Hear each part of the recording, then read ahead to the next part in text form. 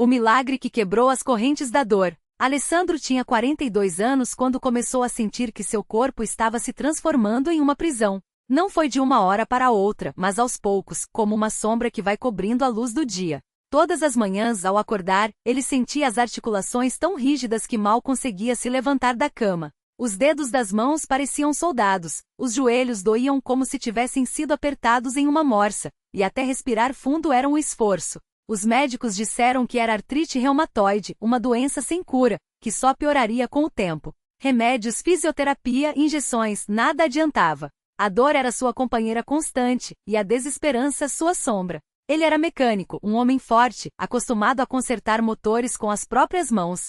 Mas agora, segurar uma chave de fenda era uma tortura. A oficina, que antes era seu orgulho, virou um lugar de frustração. Os clientes notavam suas mãos trêmulas, os movimentos lentos. Alguns até comentavam: Alessandro, você tá doente, hein?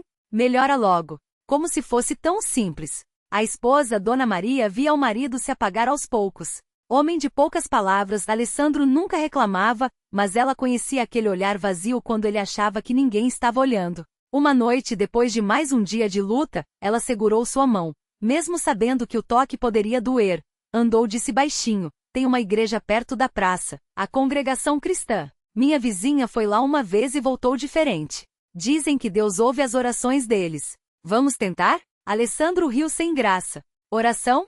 Maria, eu já tentei de tudo. Até benzeção eu fiz. Não adianta. Mas no fundo, ele não tinha mais para onde correr. No domingo seguinte, eles entraram na pequena sala de cultos da Congregação Cristã no Brasil. Não havia luxo, nem holofotes, nem banda tocando. Só irmãos e irmãs vestidos com simplicidade. Homens de camisa social e gravata, mulheres com saias longas e cabelos presos. O chão era de cerâmica comum, as cadeiras de madeira enfileiradas. No fundo, uma mesa coberta com um pano branco, ali seria servida a Santa Ceia mais tarde. Um ancião, homem de cabelos grisalhos e voz serena, dirigia o culto. Não havia microfone, sua voz, embora não alta, enchia o ambiente. Os hinos eram cantados a capela, vozes unidas sem acompanhamento de instrumentos, como se cada nota saísse direto do coração. Alessandro não conhecia as letras, mas algo naqueles cânticos o comovia. Senhor, a ti clamamos, ouve a nossa voz. Quando chegou a hora dos testemunhos, irmãos se levantavam e contavam com voz trêmula de emoção, como Deus os havia livrado de enfermidades, dívidas, vícios. Um homem falou que estava prestes a perder a casa, mas depois de oração, conseguiu um emprego no último dia. Uma senhora idosa contou que não enxergava quase nada, mas depois do batismo nas águas, voltou a ver as cores do céu. Alessandro ouvia tudo aquilo com ceticismo, mas também com uma ponta de esperança que não conseguia sufocar. Depois dos testemunhos, veio a oração. Todos se ajoelharam. Alessandro, com dificuldade, dobrou os joelhos doloridos. O ancião orou com uma fé que parecia mover montanhas. Pai Celestial, olha para estes teus filhos. Sabes das suas dores, das suas lutas. Estende a tua mão misericordiosa e cura, Senhor. Não há impossíveis para ti. E então, algo inesperado aconteceu. Uma irmã, sentada atrás de Alessandro, colocou a mão em seu ombro e começou a orar por ele em voz baixa, como se Deus já soubesse exatamente o que ele precisava. Senhor Jesus, este irmão está sofrendo. Tu vês suas noites sem sono, suas manhãs de agonia. Toca nele, Senhor. Quebra estas correntes. Alessandro sentiu um calor estranho percorrer seu corpo. Não era a dor queimando, era diferente. Como se algo dentro dele estivesse se soltar. Ele não chorou, homem da roça não chora fácil, bate seus olhos arderam. Na semana seguinte, Alessandro voltou. E na outra também. Dona Maria ia com ele, segura de que aquilo era o caminho. Ele começou a participar das reuniões de doutrina, onde aprendia sobre a palavra de Deus com simplicidade, sem teorias complicadas. Os irmãos o tratavam com um carinho que ele não estava acostumado. Ninguém o julgou por suas mãos deformadas, ninguém lhe prometeu cura fácil. Só diziam, confie em Deus. Ele sabe o tempo certo. Até que chegou o dia do batismo nas águas. Alessandro hesitou. Eu não sei nadar, e com estas dores. Mas o ancião sorriu. Não é sobre nadar, filho. É sobre entrega. Deus está te esperando. Naquele domingo, depois do culto, eles foram até um rio próximo. A água estava fria, mas Alessandro não sentiu frio. Sentiu só a mão do ancião em suas costas, a voz firme: eu te batizo em nome do Pai, do Filho e do Espírito Santo. Quando emergiu, foi como se um peso tivesse saído de cima dele. Naquela noite, pela primeira vez em meses, Alessandro dormiu sem gemer de dor. E quando acordou na manhã seguinte, fez algo que não fazia há mais de um ano: esticou os braços acima da cabeça sem sentir uma facada nas juntas. Levantou-se da cama sem precisar se arrastar. Dona Maria acordou com o barulho e o viu no quarto, movendo os dedos, dobrando os joelhos, com lágrimas escorrendo pelo rosto. Alessandro, o que foi? Ele não conseguiu falar. Só apontou para as mãos. Elas ainda tinham as marcas da doença, mas a rigidez havia sumido. Como se Deus tivesse desamarrado cada articulação, cada tendão. Ele segurou a mão da esposa com força, sem dor, andou, os dois caíram de joelhos, chorando. No domingo seguinte, Alessandro deu seu testemunho. Ficou de pé, como era o costume na CCB, e falou com voz firme, embora emocionado: irmãos, eu vim aqui cheio de dor e descrença. Mas Deus, na sua misericórdia, me mostrou que Ele não desiste da gente. Não foi remédio, não foi médico. Foi a fé, foi a oração dos irmãos, foi a água do batismo que me lavou por dentro. Hoje eu acordei curado. Não digo que nunca mais vou sentir nada, mas sei que Deus está no controle. E se Ele fez isso por mim, pode fazer por qualquer um de vocês. A igreja inteira orou com ele. Alguns irmãos choravam. O ancião sorriu e disse: este é o poder de Deus, meus filhos. Não é magia, não é show. É amor, é fé. Alessandro voltou a trabalhar na oficina. Não como antes, agora ele tinha mais paciência, mais gratidão. Às vezes, quando um cliente reclamava do preço, ele sorria e pensava: se soubesse o preço que eu paguei para aprender o valor das coisas. E toda semana, sem falta, ele e Dona Maria estavam na congregação cristã. Não por obrigação, mas porque ali eles tinham encontrado algo que nenhum hospital ou remédio poderia dar: a certeza de que mesmo nas noites mais escuras, Deus ouve o clamor dos seus filhos. Porque milagres não são só para os outros. São para quem crê. E crer, Alessandro aprendeu, não é esperar que Deus faça tudo sozinho. É confiar que quando a gente dá o primeiro passo, mesmo manco, mesmo com dor, Ele caminha ao nosso lado. E às vezes, quando a gente menos espera, Ele nos carrega no colo. Um domingo de manhã, enquanto Alessandro e Dona Maria se preparavam para ir à congregação, ele sentiu uma pontada no peito. Não era a dor aguda de antes, mas um incômodo que o fez parar por um instante. Dona Maria percebeu logo e segurou seu braço, preocupada. Vamos sentar, meu amor, disse ela, guiando-o até a cadeira da cozinha. Alessandro respirou fundo e fechou os olhos. Lembrou-se das palavras do irmão que havia orado por ele naquela noite no hospital: Deus não nos abandona. Mesmo quando o corpo fraqueja, Ele fortalece o espírito. E foi então que, em vez do medo que antes o dominaria, sentiu uma paz estranha. Não é nada, Maria, disse ele, sorrindo. É só o corpo lembrando da batalha que já ganhou. Chegando à igreja, Alessandro sentiu o coração leve. O coro cantava: louvai ao Senhor, porque Ele é bom, e ele não pôde evitar, as lágrimas escorreram. Não de tristeza, mas de gratidão. Porque ali, entre irmãos que também haviam passado por lutas, ele entendia que sua história não era só dele, era um testemunho de que Deus ainda opera milagres. Naquela mesma semana, um jovem chamado Lucas chegou à oficina de Alessandro. Tinha os olhos inchados, as mãos trêmulas. Preciso de um conserto, mas não tenho dinheiro agora, confessou, envergonhado. Alessandro olhou para ele e viu seu próprio passado, a desesperança, a solidão. Deixa comigo, filho, disse, colocando a mão no ombro do rapaz. A gente resolve. Enquanto trabalhava no carro, Alessandro contou sua história. Falou do infarto, da noite no hospital, da oração que mudou tudo. Lucas ouvia em silêncio, os olhos brilhando. Mas como o senhor soube que ia ficar bem? Perguntou. Alessandro sorriu. Não sabia. Só acreditei. E quando a gente acredita de verdade, Deus faz o resto. No domingo seguinte, Lucas apareceu na congregação. Procurou Alessandro depois do culto, e com voz embargada disse: eu também quero essa paz que o Senhor tem. E assim, sem sermões longos, sem pressa, mais uma vida começou a se transformar. Porque milagres não param. Eles se multiplicam. Um coração curado inspira outro. Uma mão estendida levanta quem estava caído. E assim, na simplicidade de uma oficina, de um culto, de um gesto de bondade, Deus continua escrevendo histórias que o mundo não consegue explicar. Alessandro e Dona Maria não tinham mais medo do futuro. Sabiam que fosse na saúde ou na doença, na abundância ou na necessidade, eles não estavam sozinhos. E isso, para eles, era o maior de todos os milagres. A notícia da mudança de Lucas se espalhou rápido na congregação. Ele, que antes evitava até cumprimentar os irmãos, agora chegava cedo para ajudar a arrumar as cadeiras, sorrindo como se tivesse descoberto um segredo. E de certa forma tinha mesmo. Descobriu que a fé não era só palavra, era força. Era um abraço apertado quando a vida doía, era um prato de comida quando o estômago roncava, era uma oração sincera quando as forças faltavam. Uma tarde, enquanto Alessandro e Lucas consertavam o carro de um irmão da igreja, um rapaz magro, de olhar desconfiado, parou do lado de fora da oficina. Era Tiago, filho de uma irmã que frequentava a congregação há pouco tempo. Ele vinha de uma vida difícil, com passagens pela rua e brigas que deixavam marcas na alma. Olhou para os dois homens suados de graxa, rindo de algo que só eles entendiam, e sentiu uma pontada de inveja. Não da oficina, não do carro, mas daquilo que parecia leve entre eles. "O senhor é o Alessandro?" perguntou com a voz grossa de quem não estava acostumado a pedir ajuda. "Sou eu. E você é?"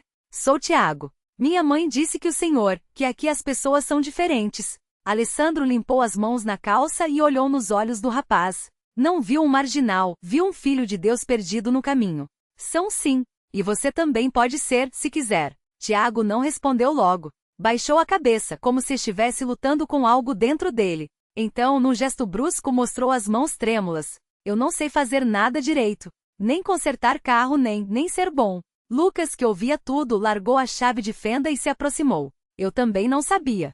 E olha só", apontou para o motor que tinham acabado de ajustar. "A gente aprende. Tudo na vida a gente aprende.